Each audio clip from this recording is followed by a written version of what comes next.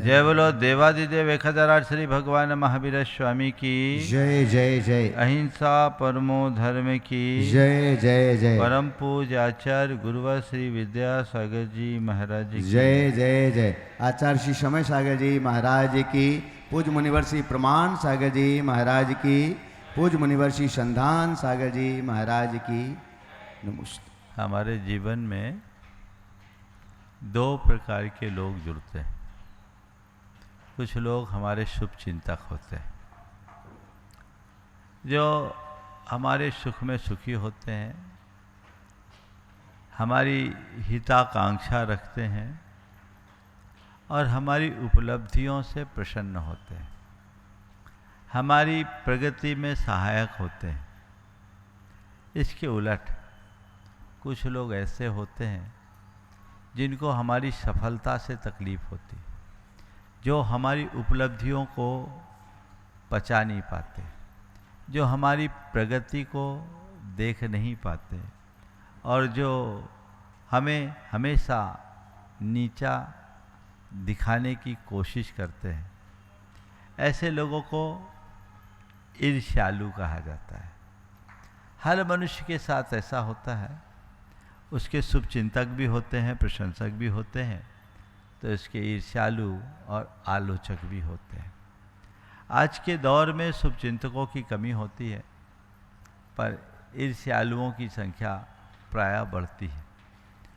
कल विगत दिन हमने आप सबसे ईर्ष्या के संदर्भ में बात की थी। आज मैं ईर्ष्यालु की चर्चा करना चाहूँगा। मेरे मन में ईर्ष्या ना हो, ईर्ष्या का लक्षण, ईर्ष्या का कारण, ईर्ष्या के परिणाम और ईर्ष्या के निवारण की चर्चा विगत दिन हुई। पर मेरा कोई ईर्ष्यालु ना हो, यह बहुत कठिन काम है। प्रायः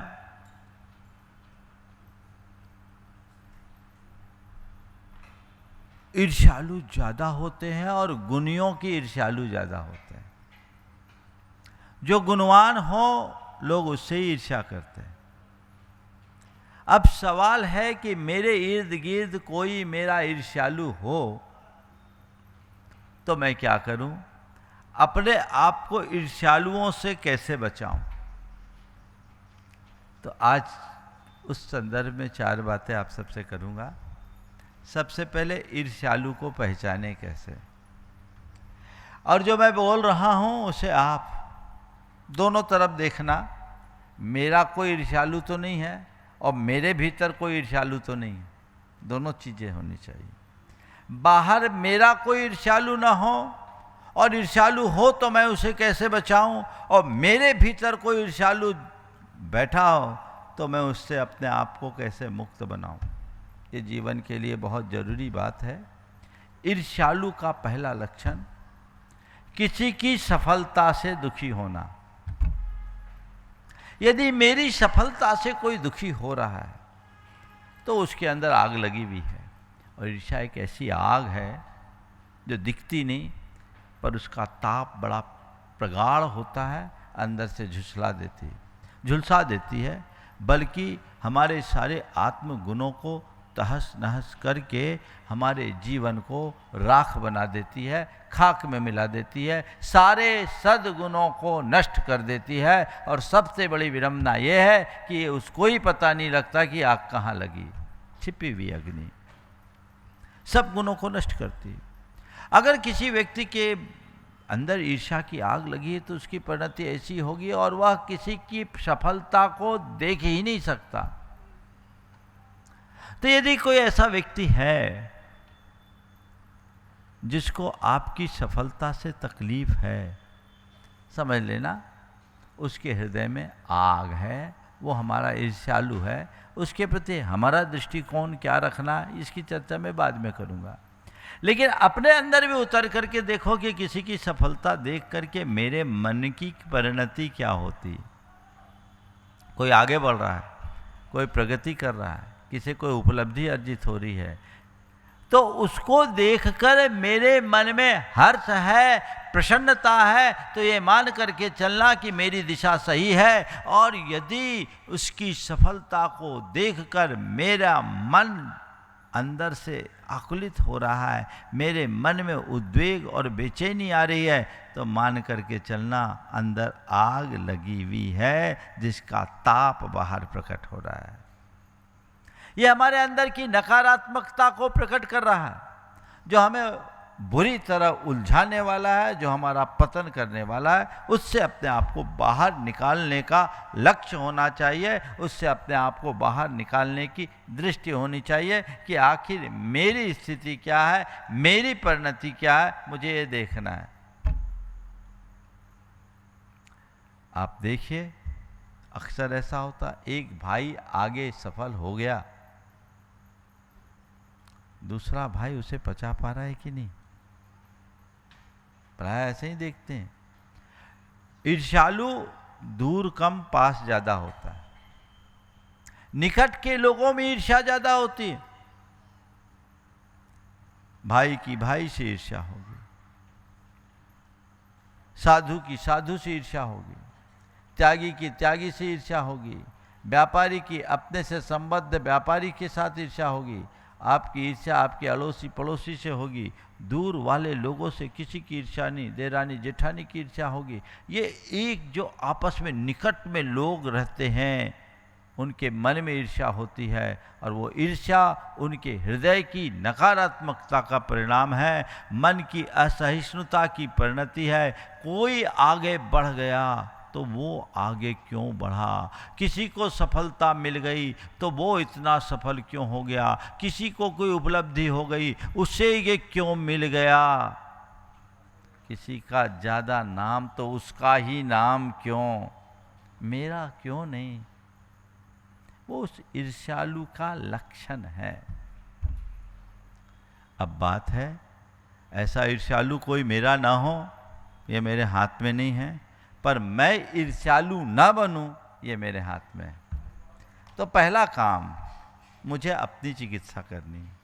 मेरे स्वभाव में ईर्ष्यालुपन न रहे, मैं अपने आप को ईर्ष्या से मुक्त करूं। मुझे आज ये लक्ष्य बनाना है। मैं एक एक लक्षण की बात करूंगा और फिर आगे बात करूंगा इनसे कैसे बाहर निकला जाए। दूसरा लक्षण, तुलना करना, कंपैरिजन।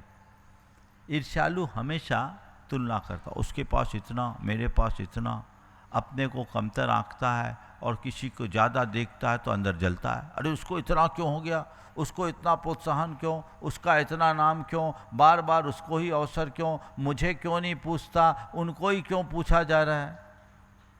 ये ईर्ष्यालु की परिणति होती है। उसे जो मिला उसमें उसको संतोष नहीं होता, दूसरे को मुझसे अधिक क्यों मिला वो उसे देखना शुरू कर देता है। अक्सर ऐसा होता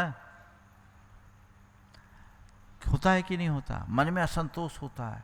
किसी व्यक्ति को अगर 4 बार बुला लिया गया और किसी व्यक्ति को एक भी बार ना बुलाया जाए तो उसे बड़ी तकलीफ होती है। क्यों तकलीफ है भाई? ये चीज़ यदि मेरे मन में है तो मेरे अंदर आग लगी हुई है, मुझे समझना चाहिए ठीक है, मेरी जो योग्यता है, मेरी जो पात्रता है, उसके अनुरूप मेरा जो पुण्य है, उसके हिसाब से मेरे पास जो है वही मेरे काम का है, पर्याप्त। अगर किसी दूसरे का है तो उसके भाग्य से है, वो उसकी योग्यता से है, वो उसकी अपनी परिणति है। उसके पीछे मैं उलझकर आखिर हासिल क्या करूँगा, ये समझ यदि व्यक्ति के अंदर हो तो व्यक्ति कभी किसी से अपनी तुलना नहीं करता, बल्कि अपने हस्ती और हैसियत का आनंद लेते हुए सहजता का जीवन जीता है। उसी अनुरूप हमें जीना चाहिए। हमें दूसरों से अपना कंपैरिजन करने की क्या ज़रूरत, लेकिन तुम्हारा ईर्ष्यालु होगा वो हमेशा तुम्हें नापने की कोशिश करेगा, और नापने की कोशिश करने के बाद उसका तीसरा लक्षण होगा, खुद को बड़ा करने की जगह तुम्हें छोटा करने की कोशिश करेगा, तुम्हें नीचा दिखाने का प्रयास करेगा, तुम्हें अपमानित करने का प्रयास करेगा, तुम्हारी छवि को खराब करने का प्रयास करेगा, तुम्हें बदनाम करने का प्रयास करेगा। क्योंकि ईर्ष्या एक ऐसा नकारात्मक मनोभाव है जो व्यक्ति को आगे नहीं नीचे की ओर ले जाता है। वो अपनी शक्ति खुद को आगे बढ़ाने में न लगाकर सामने वाले को नीचे खींचने में लगाता है, लेकिन ये भूल जाता है कि दूसरों को आगे बढ़ाने वाला खुद आगे बढ़ता है और दूसरे को नीचे गिराने वाला खुद गिरता है। ऊपर उठाने वाला उठता है, गिराने वाला गिरता है। दीवार चीनने वाला राजमिस्त्री जो जो दीवार ऊंची उठती है खुद भी ऊंचा उठता जाता है, और कुआं खोदने वाला व्यक्ति जो जो कुआं खोदता है खुद नीचे जाता है ना। जैसे जैसे तुम औरों को आगे बढ़ाकर बढ़ सकोगे, किसी को नीचे दिखाने की कोशिश करने से कुछ नहीं होगा। ये इसका तीसरा लक्षण है। अब आप देखिए, मेरे अंदर ऐसे भाव तो नहीं है, मैं किसी को नीचा दिखाने की कोशिश तो नहीं करता, मैं किसी को अपमानित करने की कोशिश तो नहीं करता, मैं किसी को बदनाम करने का प्रयास तो नहीं करता, मैं किसी की छवि बिगाड़ने की कोशिश तो नहीं करता। यदि कर रहा हूं तो मेरे भीतर ईर्ष्यालु है और वो मेरा पतन कराएगा। मैं दूसरों के लिए क्या करूंगा, खुद के लिए मेरे जीवन में तो मैंने अपना कबड़ा कर ही लिया, ये मेरे जीवन की बर्बादी का आधार बनेगा। तो पहले मुझे अपने भीतर के इस ईर्ष्यालु को बाहर निकालना है, और जो दूसरा ईर्ष्यालु बाहर खड़ा है उसके लिए क्या व्यवहार करना है, इसकी चर्चा मैं अभी थोड़ी देर बात करूंगा। लेकिन ऐसी परिणति होती है जो दूसरे को नीचा दिखाने की कोशिश में अपनी सारी शक्ति लगा देता है। और चौथी बात, अपने आप को हर स्थिति में सामने वाले से बेहतर साबित करने की कोशिश करना। अपने आप को बेहतर साबित करने की कोशिश करना। बेहतर बनाने का प्रयास बुरा नहीं है, हर व्यक्ति को हर पल अपने आप को बेहतर बनाने का प्रयास करना चाहिए, लेकिन बेहतर साबित करने की जो कोशिश है वो हमारी अहम प्रेरित ईर्ष्यामूलक दुर्भावना का परिणाम है। मैं अपने आप को बेहतर साबित कर रहा हूँ, यानी मैं किसी का कॉम्पिटिटिव बना हुआ हूँ, मैं किसी के साथ प्रतिस्पर्धा कर रहा हूँ, और ये प्रतिस्पर्धी मानसिकता मनुष्य को ईर्ष्या और विद्वेष की आग में झुलसा करके रख देती है, उसका जीवन बर्बाद हो जाता है। देखो, ये चारों मेरे अंदर तो नहीं है। चलो, मैं मान करके चलता हूँ कि आप सब इससे मुक्त हो। अब भगवान आपके अंदर ऐसी सद्बुद्धि दे कि अगर थोड़ा बहुत संस्कार भी हो तो मुक्त हो जाओ। लेकिन अगर कोई ईर्ष्यालु मेरे सामने इन चारों लक्षण वाला, उसके प्रति हम क्या दृष्टिकोण रखें? पहला, प्रतिक्रिया नहीं, मौन रखे। ईर्ष्यालु व्यक्ति है, आपको दिख रहा है कि मुझसे जल कुल रहा है, ठीक है, कुलने दो, जलने दो। वो आपके विरुद्ध कुछ बोल रहा है, बोल लेने दो। आपके विरुद्ध अनर्गल प्रलाप कर रहा है, कर लेने दो।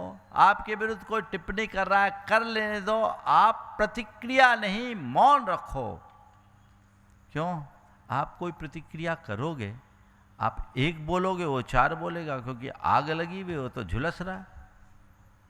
वो उसके अंदर आप एक बोलोगे चार लगेगी, तो क्या चार बोलेगा तो होगा क्या? आग में घी का काम हो जाएगा। हो जाने दो, बोल लेने दो। कितने दिन बोलेगा, कब तक बोलेगा? अपने आप हार जाएगा। पर प्रतिक्रियाएं करोगे, उससे प्रभावित होगे, तो इसका मतलब तुमने उसको प्रोत्साहित कर दिया। वो कितना बोले बोल लेने दो, हमें प्रतिक्रिया नहीं करना है, उसे इग्नोर करना है। मौन शीतल जल है और प्रतिक्रिया आग को बढ़ाने वाली, आग में घी डालने की वृत्ति। मौन हो जाओ, ठीक है, बोल लेने दो। एक बार की बात है, कुछ लोग अनावश्यक टिप्पणियां कर रहे थे। गुरुदेव के पास बात गई।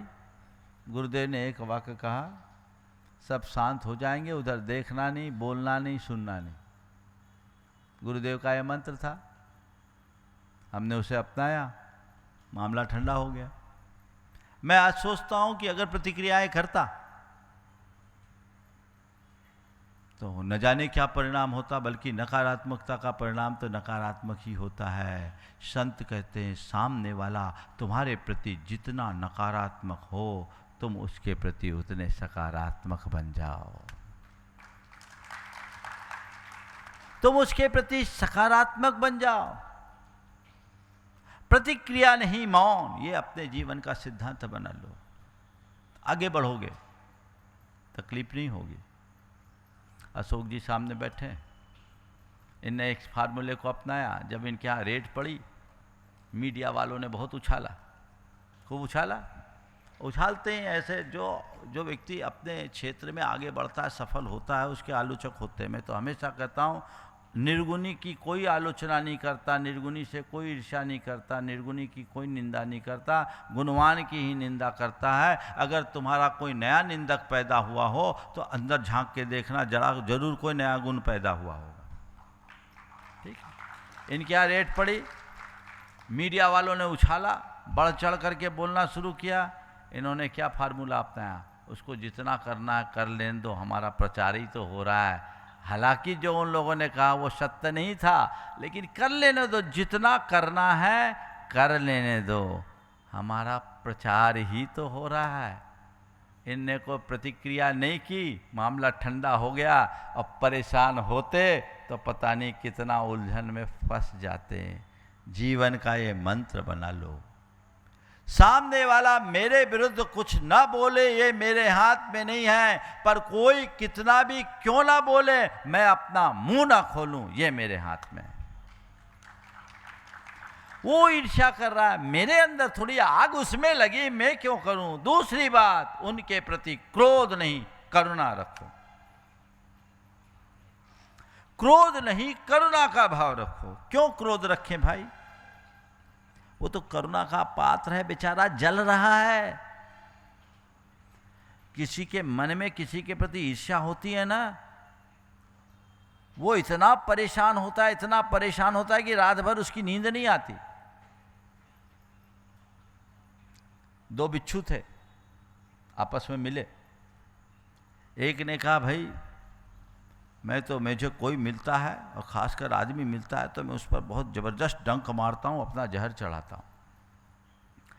आदमी मिलता है, मैं उस पर अपना डंक मारता हूँ, अपना जहर चढ़ाता हूँ।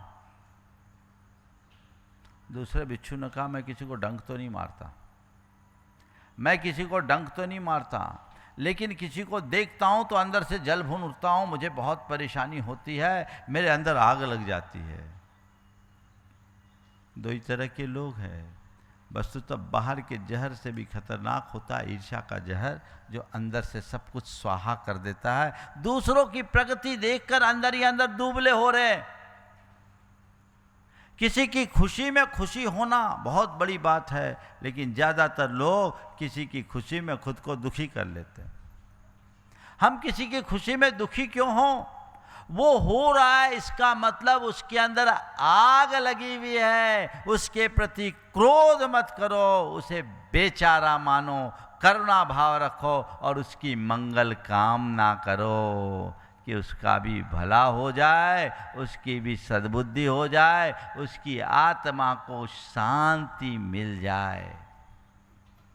ये पुरुषार्थ अपना होना चाहिए, ऐसी सकारात्मक दृष्टि अपने अंदर होनी चाहिए। यदि ऐसा मनोभाव हमने विकसित कर लिया तो हमें कभी कठिनाई नहीं होगी। तीसरी बात, ऐसे लोगों से दूरी रखो पर द्वेष नहीं। क्या करो? दूरी रखो, द्वेष नहीं। अर्थात ईर्ष्यालु के निकट रहना बहुत खतरनाक है, दूर रहना चाहिए। सुरक्षित दूरी, ज़्यादा मतलब मत रखो, क्योंकि ईर्ष्या से मनुष्य के मन में बैर, वैमनस्य और हिंसा की भावना आ जाती है। वो कभी भी नुकसान कर सकता है। मुझे पता है कि ये आदमी है, इसके विचार मेरे अनुकूल नहीं है, ये मुझसे ईर्ष्या रखता है, ये मुझे पता है। तो ऐसे लोगों से सुरक्षित दूरी रखना चाहिए। सुरक्षित दूरी का मतलब मिल गए तो राम राम, नहीं तो अपने काम से काम, न ज़्यादा निकटता न ज़्यादा दूरी। पर द्वेष मत रखना, उससे नफरत मत रखना।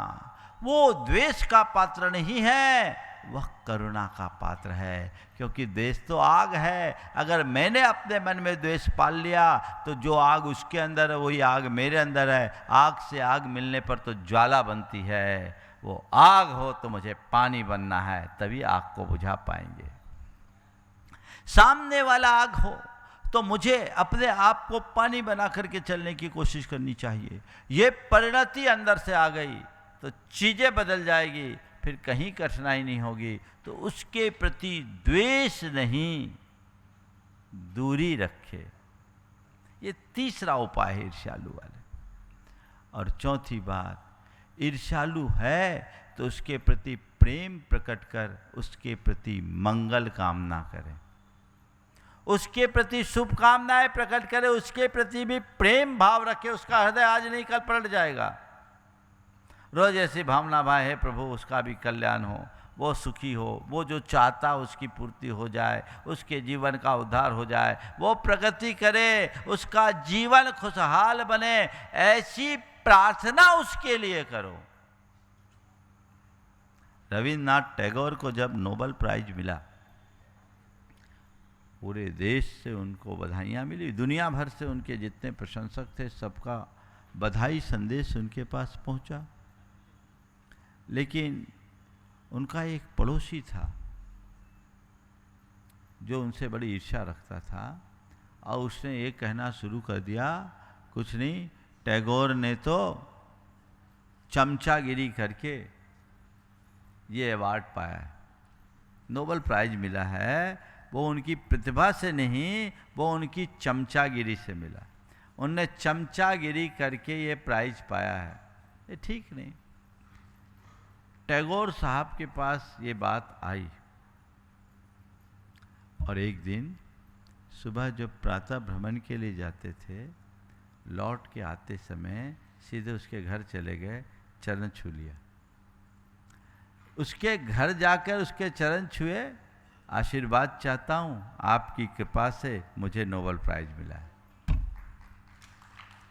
आशीर्वाद चाहता हूँ, आपकी कृपा से नोबेल प्राइज मिला। वो सामने वाला भौचक, मैं इसका इतना प्रखर आलोचक, और ये मेरा पांव पड़ रहा और सारा श्रेय मुझे दे रहा है। छाती से लगा लिया, कहा टैगोर माफ करो, मेरी धारणा तुम्हारे प्रति गलत थी, तुम सही हो और तुम ही नोबेल प्राइज के लायक हो।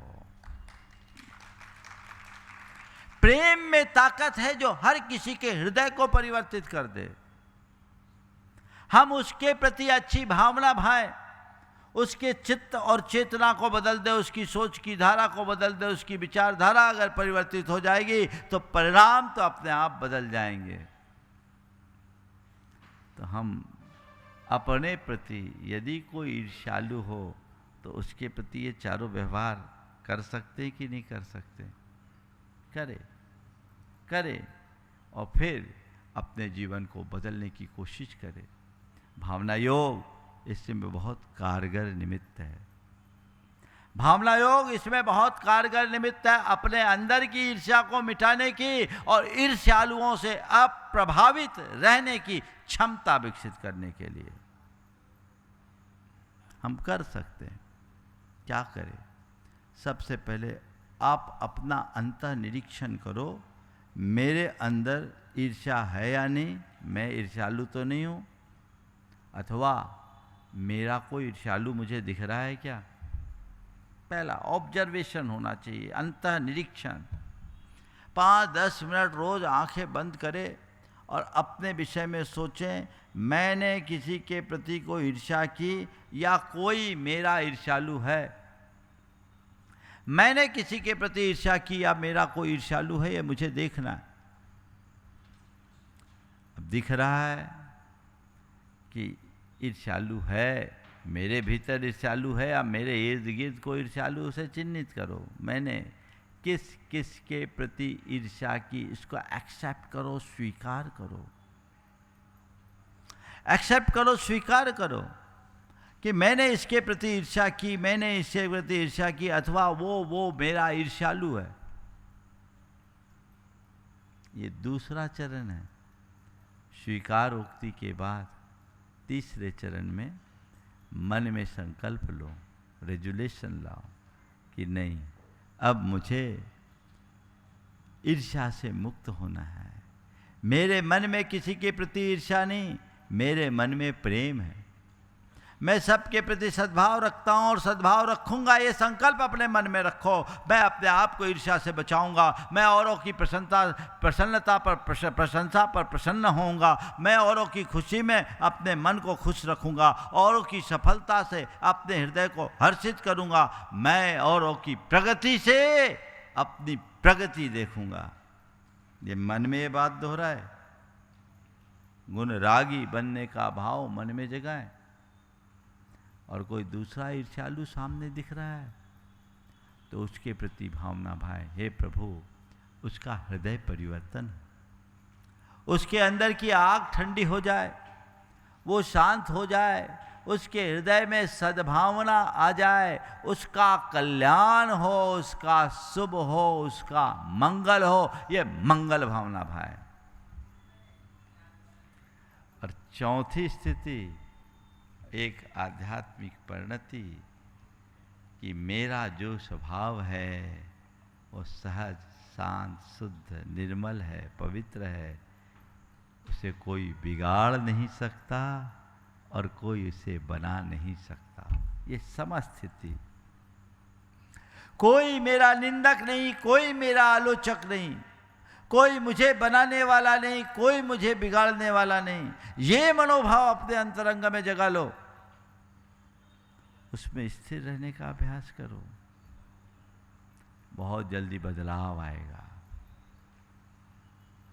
आपको मैं 4 वाक्य बोल रहा हूं ईर्ष्या की बीमारी से मुक्त होने के लिए।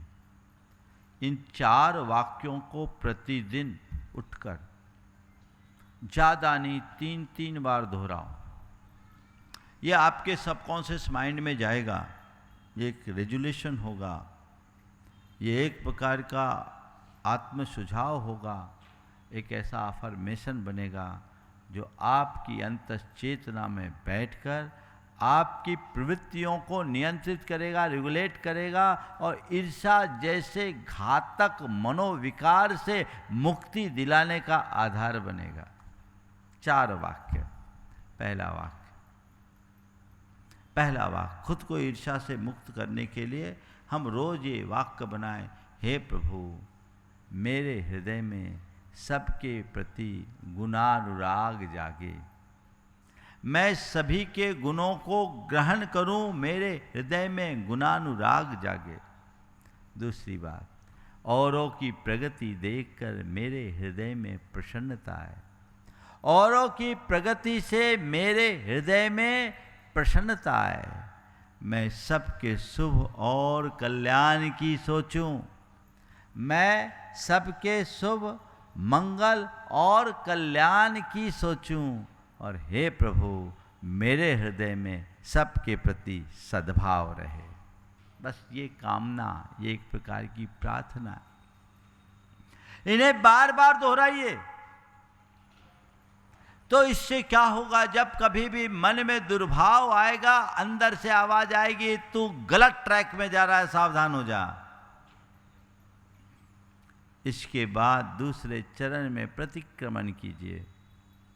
आज मैंने किसी की निंदा की, किसी को नीचा दिखाने का प्रयास किया, किसी को अपमानित किया, किसी की प्रगति से जला कुढ़ा, किसी की प्रशंसा न सह पाया और किसी की प्रशंसा सुनकर मैं असहज महसूस किया, तो ये सब मेरे अंदर की ईर्ष्या भाव की परिणति है।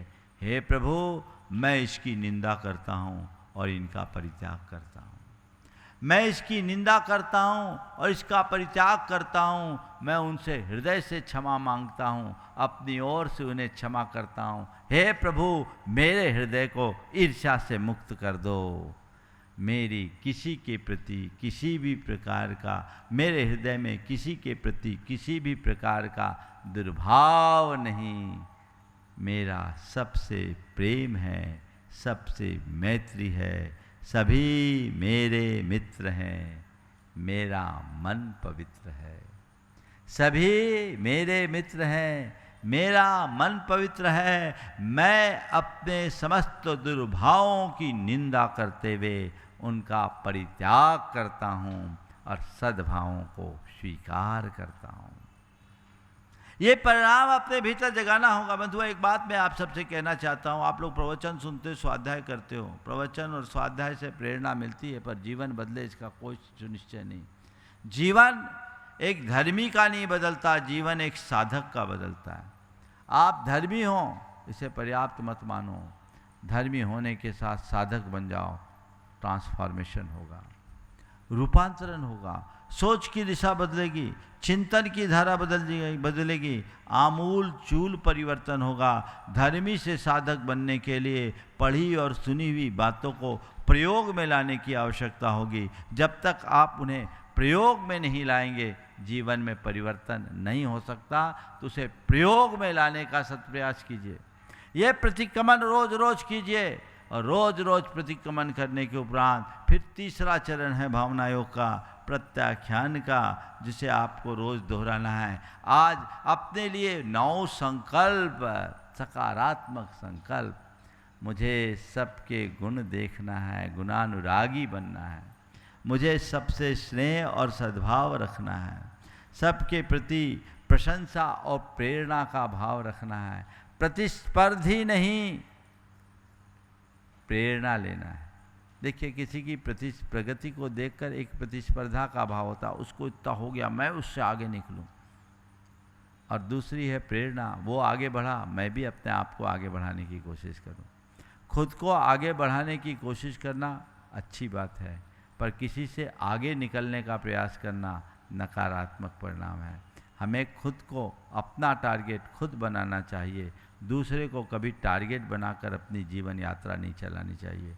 जो दूसरे को टारगेट बना करके चलता है, उसकी यात्रा सीमित हो जाती है, और जो खुद अपना टारगेट तय करके आगे बढ़ता है, वो अनंत आसमान तक जा सकता है।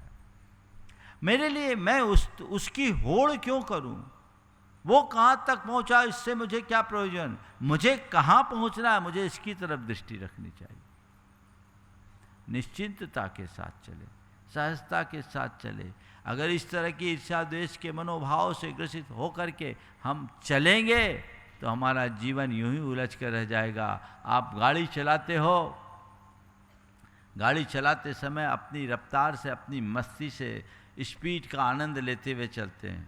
आनंद आता है, लेकिन किसी ने आपको ओवरटेक किया और आपके मुख से गाली निकली, उसने मुझे ओवरटेक किया, अभी मैं उसे देखता हूँ, और आपने उसको ओवरटेक करने के कारण कि चाह में अपनी गाड़ी की स्पीड बढ़ाई, तब तक किसी दूसरे ने आपको ओवरटेक कर दिया। अब आप उसके पीछे लग गए, उसके पीछे लगते लगते उसे क्रॉस किए, तब तक तीसरे ने ओवरटेक कर दिया, तब आप उसके पीछे लग गए, फिर चौथे ने ओवरटेक किया, आप उसके पीछे लग गए। यात्रा का सारा आनंद खत्म, एक दूसरे के पीछे शक्ति लगाने में ही सब मस्ती खत्म हो गई। भैया क्या ज़रूरत है इसको? कितने को ओवरटेक करोगे? किसी को ओवरटेक करने की जगह अपने आप को प्रोग्रेसिव बनाओ, आगे बढ़ाओ, प्रगति करो। ईर्ष्यालु दूसरों की प्रगति से चढ़ता है, और श्रद्धालु निरंतर प्रगति पथ पर आगे बढ़ता है। हम ईर्ष्यालु नहीं, श्रद्धालु बने, अपने जीवन को आगे बढ़ाएं, तत्व के श्रद्धालु बने, अध्यात्मनिष्ठ बुद्धि जगा करके चले। जीवन का काया पलट होगा, और तब हम अपने जीवन में कुछ कर पाएंगे। और अंत में रोज सामायिक करें, मैं सहज आत्मा हूँ, मैं शुद्ध आत्मा हूँ, मैं शांत आत्मा हूँ, मैं पवित्र आत्मा हूँ, सहजो हम, शुद्धो हम, शांतो हम, सो हम। ये ध्वनि अंदर गूंजेगी, अध्यात्म का स्पर्श होगा, कोई फर्क नहीं पड़ेगा, कोई फर्क नहीं पड़ेगा। लेकिन छोटी छोटी बातें पकड़ में आ जाती है। लोग काम, क्रोध, लोभ, मोह जैसे दुर्भावों से ग्रसित होते हैं। उनसे प्रेरित होने के कारण पल पल में नकारात्मक प्रतिक्रियाएं देते हैं, और वो प्रतिक्रियाएं जीवन का पतन कर डालती है। मैं आप सबसे कहूँगा, भावना योग नियमित कीजिए, आपके जीवन में आमूलचूल परिवर्तन होगा। आप इसको, इन सब दुर्भावों से अपने आप को मुक्त कर सकते हो, इनसे बाहर निकल सकते हो और जीवन में एक अलग प्रकार की सहजता और समरसता ला सकते हो। जिसका हृदय ईर्ष्या से विदग्ध रहता है वो कभी संतुष्ट नहीं होता, उसके मन में असंतुष्टि ही रहेगी, अरे ये उसको ज़्यादा मुझे कम। और जिसके मन में संतुष्टि होती है उसके हृदय में कभी किसी से ईर्ष्या नहीं होती। ईर्ष्यालु तो दूसरों के लिए भी नष्ट भ्रष्ट कर देता है। गुरुदेव ने एक बहुत अच्छी बात लिखी हाइकू में, ईर्ष्या क्यों करूं, ईर्ष्या क्यों करूं, ईर्ष्या तो बड़ों से हो, छोटा क्यों बनूं। बहुत गहरी बात कही, ईर्ष्या क्यों करूं, ईर्ष्या तो बड़ों से हो, छोटा क्यों बनूं। यानी किससे ईर्ष्या होगी, जो तुमसे आगे बढ़ा है, और तुम ईर्ष्या कर रहे हो यानी अपने आप को छोटा तो बना ही रहे हो। और छोटा बनो या ना बनो, नीच तो बन ही गए, क्योंकि ईर्ष्या नीच मनोवृत्ति का परिणाम है। जो बड़े होते हैं वो बड़े ही होते हैं, वो कभी किसी से ईर्ष्या नहीं करते। रोज आप ये पंक्तियाँ दोहराते हैं, देख दूसरों की बढ़ती को कभी नहीं ईर्ष्या भाव। बंधुओं, रोज मंगल भावना पढ़ो, हृदय से भरकर मंगल भावना का पाठ करो, आपके अंदर के विकार समाप्त हो जाएंगे। मंगल मंगल होए जगत में, सब मंगलमय होए, इस धरती के हर प्राणी का मन मंगलमय हो। ये भाव अगर रोज दोहराएंगे ईर्ष्या से मुक्त हो जाएंगे। 5 मिनट का भावना योग ईर्ष्या मुक्ति के लिए शेष समय में आप सबसे करूँगा। आप सब मेरे साथ तैयार हो जाए।